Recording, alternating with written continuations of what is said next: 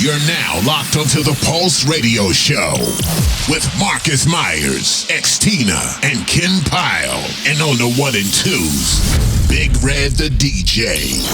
It's the Pulse Radio Show, baby. Believe that. Of course, this is the Pulse Radio Show. And, you know, we always have some very special guests. Yep, and we always have a special guest. And if you don't hear the show or you want to see the visuals are on astral.media on Instagram. Check them out. You can check our the Pulse Radio Show. You can also check the Pulse Radio Show on YouTube. And this is brought to you by Kadeem and Dwayne. How you man doing? Man good? Yes, man. But yes, we always bring on somebody that can add to the show. And I think this is a perspective that we don't hear often, a voice we don't hear often, a public figure that we always hear about, and sometimes in some ways that, you know, where he can be, we could probably say he's one of our most misunderstood guests so far. But he has a perspective that I would like to really present to the Pulse Radio Show team and our audience. And I want to say a special welcome to Mr. Ronald Fenty. Hey! How you doing, sir? How you doing, sir? Hey, Barbados. Man, we were trying to get you here for the last like 3 months. I'm not kidding. As a matter of fact, right? We wanted you to come for Father's Day. When Father's Day was? June. So you understand how long. But I'm glad that you're here, sir. Glad to be here. I'm glad to be here. And how you doing? I'm fair to moderate with a few isolated showers. All small vessels keep close to port. I always wanted to hear from you because we would always hear your name, but we wouldn't really hear your voice often. You know, you would kind of get, how should I say, overshadowed by what the media would say, but we would never really hear too much what you would say. So that's really why I wanted to bring you here. So I wanted to start off with, you know, your journey, right? Because I would say that you went almost more than half of your life being ordinary, like, you know, me and Ken, etc. And then eventually... Not ordinary like Ken, man. Ken's a big shot. Ken's a big shot, man. Ken's a big shot. Not like Ken, but like me for sure, right? A little small body like me. Until eventually, your life changed in a way that is like a radical change for, you know, forever. I still think I'm still ordinary. You think so? Yeah. But you kind of like, I guess you... I don't know, but it'd be fair to say that you are a celebrity by association. But it'd be fair to say so. Would you say so? I wouldn't say so. But the thing is that I see, you know, I've seen on, you know, tabloids and the media and this, the global, you know, on the global stage, we see your name. And, you know, I saw some things that were attached to your name that I don't know if Bajans really say these things are necessarily true. Would you say so? Right, there's a lot of negatives that tabloids see, especially media takeout. They love me. Media takeout, man. But why did that start though? Like, how did that start? Like, how did they get to, like, you know, dragging your name through the mud like that? I think it's after the Chris Brown issue. Yeah. And they look to find something wrong with somebody and they pick on me. Right. Yeah. And then how did you deal with that though? At first it was a little hard, but now I guess I can take it. Yeah. Learn how to move with the punches. Yeah. Because I think it's hard to deal with the fact that, you know, you went from, as I said, being, you know, small island, you know, a pretty average life, to then seeing your name blasted, and then you don't really have much control over what the media says. It's right? true. Yeah. So I wanted to know, like, how do you deal with celebrity life now? Is it something where you prefer to stay? I try to fly under the radar as much as possible. Yeah. Yeah. Okay, well, let's talk about, I guess, your family, how you played a role, because there was a question that I asked you before we started, and I told you don't tell me the answer yet. My question was, what do you think is the one quality or personality trait that you've passed down to your children? They're all talented. And beautiful. So you would say that it's talent and beauty? Handsome. Talent. Yeah. How to come from here. So what talents do you have? Well, I used to play music as well. Right? I'm a designer by trade, and when you look at Robin, she takes all these things that I did, she follows with it, right? So, because I grew up in textiles, that's the only job I knew. Textiles. Right. So, Yeah. From setting up engineering lines for production to time study to pattern making, drafting, designing. I did it all. And you did that for how many years? All my life, man. Yeah. Oh, so you're basically an expert. A retired expert. Retired expert. But that sounds very different from what I hear. So I'm gonna get into what I heard, and we're just gonna debunk it one time. Okay. When Media Takeout said that you were homeless living out of a car, is that true or false? I don't even own a car. I don't know if that's better or worse. So you homeless and don't got a car? No, let's get into that then. I was never homeless. So where did that come from? This is just after the same Chris Brown issue. Yeah. So, they tried to take the thing off of Chris and throw it on. Right. Because I used to sell outside the store on Saturdays. Right? The stuff that was, was too much.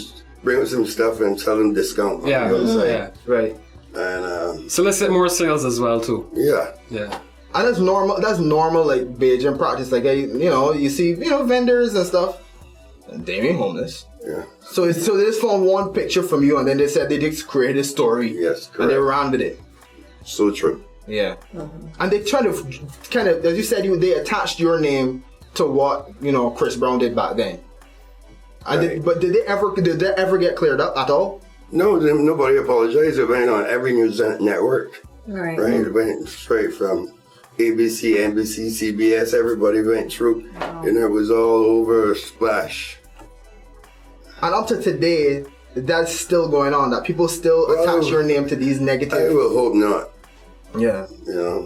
Because people in Barbados is no different, Yeah. right? But who living overseas was believe the media comes of Trump fake news. Yeah. And then they said too that I guess because of what happened, and people mentioned the fact that you would have been abusive in the past, and they said they brought it up, and then they connected that to Chris Brown, but that didn't have any. You couldn't clear your name with that either. I never cleared my name with that, but it just as I say went underground. I just shy away from the media's lot. They call me. Sun magazines call me. Still got my number. But it's difficult to change my number. So much headache. So After a while, you can't bother. just block. But they like to sell my number to the next person. Wow. Yeah, they do. They sell your number. And I get a lot of money for the pulse radio show today. That's actually something I was going to ask, because I know that a lot of these media outlets overseas take the liberty of contacting, whoever they could contact whenever something had happened. And I was just wondering, if a lot of people have called you back then, or if they're still trying to contact you all now. I got contacted earlier this year. Right. Which is low. Right, but so it's not as common as before. It's like, okay, so I guess the under the radar is working. Yeah. That's good. That's change good. address, do everything. Yeah. But I mean, although you're under the radar, I would still like to think that you are still enjoying life a bit, traveling the world, etc. Oh, of course, I do. Tell me some of the places that you've been or the people that you've met. Oh, places I've been from Japan, South Africa, Holland, Amsterdam, France. You enjoy Amsterdam? Oh, of course. From the time I touched down Nice, to man. the house. And the people that you've met, you told me that you met Muhammad Ali. Yes, I met Muhammad Ali in Salt Lake City. That's in Utah. Yeah. Was doing a concert there. And he showed up with his wife and son and a whole entourage of like Jewish people. That was shocking to me. Yeah. A guy with a name like Muhammad Ali. Yeah. That's interesting. So did you get a chance to speak to him or? Yeah, I took pictures with him and shook his hand. That's all I wanted to do. Is Yeah. Who's the way those pictures That are? mighty ham. They were on Beijing Tube. I remember that. I sent to Glenn Benjamin when he was there. I don't know if it still exists. Yeah. Okay. I'm actually really for sure. And also you told me about Nelson Mandela. Yeah, I mean, I was in South Africa. We was in Cape Town. But they wouldn't allow us to take pictures when we were there. Right. That is amazing. Yeah, he was very ill at the time. Right. But he still shook his hand. What is it? Who was the first person you remember being starstruck from? Would it have been Muhammad Ali or was it somebody before then? Pharrell and there was a tour with Pharrell, Lufus, Fiasco, and You know Lupe. You know Lupe. Yeah. You know Lupe music. Be cool and everything. Yeah. It's crazy. But Pharrell and me hang out for a whole week, and That's nice. but then after the the Grammy Awards, just to see so many people. Yeah. I remember seeing Lil Richie. He was so funny. Yeah. Lil Richie. Yeah, but he was in a wheelchair. You don't see that. You just see him at the piano. Okay. And then he Was his face that way? Yes, big. That is something else. That's amazing. Do you still travel often? This year was my slowest year. I only traveled once this year. Right. I was in Manchester last year. I was in, a few. But I was in LA, like a year before I was there 12 times. Like every month I was in LA. Yeah.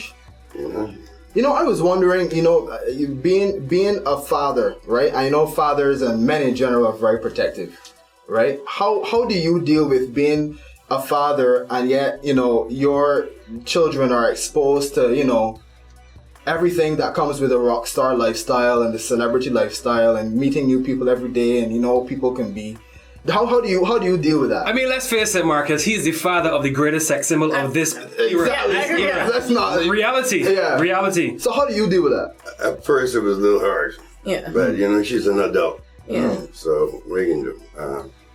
Just talk to her and try to point him in the right direction as a father would. I got to be the bad guy. Right. Somebody got to do the job. Right? And that's my job as a father. Right. Yeah, I remember my father would tell me that his job is to love me. His job is to make me a man, right? So sometimes I wonder if that's the same mentality that you have. It's a kind of that tough love kind of. Yes, it is that tough stuff, but you still love. Yeah, I get what you mean. It's a kind of hard, like, seeing what she's doing. How it will have a toll on you. She's all over doing different things, family doing different things.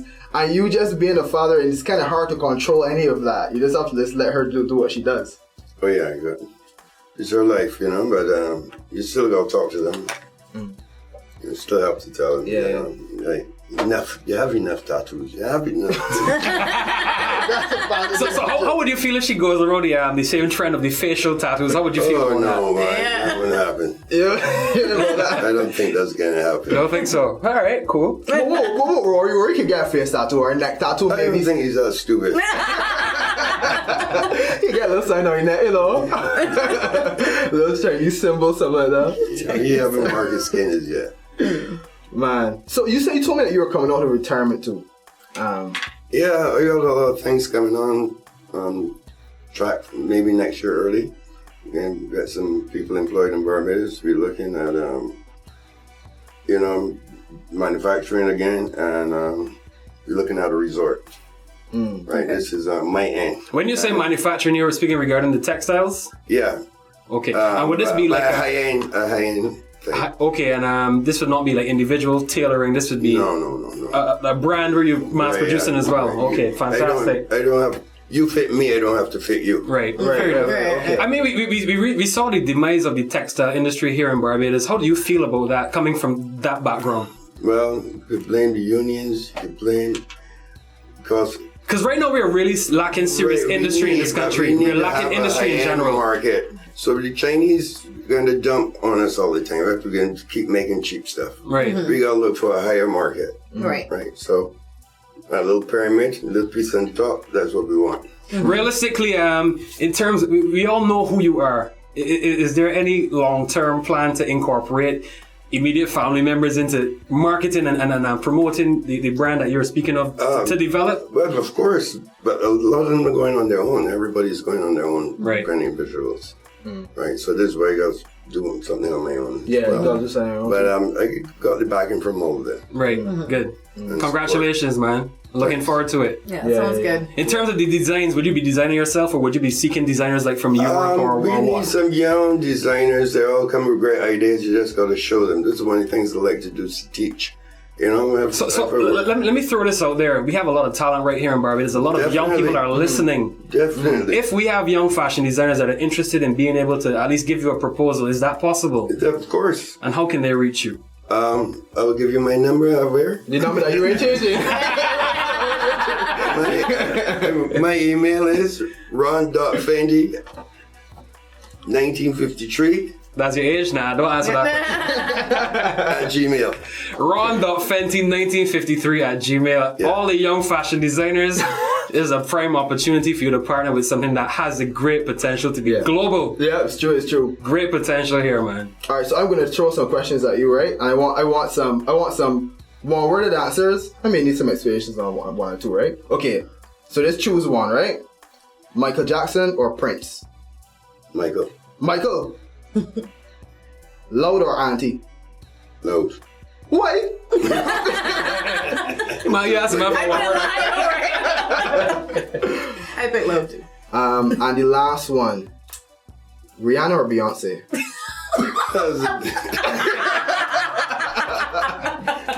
Rihanna. Mr. Fenty, thank you for coming through. It was really good to hear from you. And I like the fact that you can still, clear up some of the rumors that we heard before that were, completely false. There will always be rumors and haters make us go push us further ahead. So we need the haters too. You need some haters when you come back out of retirement. I really give you that push. You need it. Your clothes ain't looking so good. Thanks again for coming through. I know you don't do this often. We got the pleasure of having you, and we appreciate hearing you, sir. Glad to be here, man. And when you come out of retirement, you'll come back, and we got you covered. Okay. You know that. I'm out. It's a deal. It's a deal, man. Live on national radio. You can point it to that one. Point it to that one, but here, man.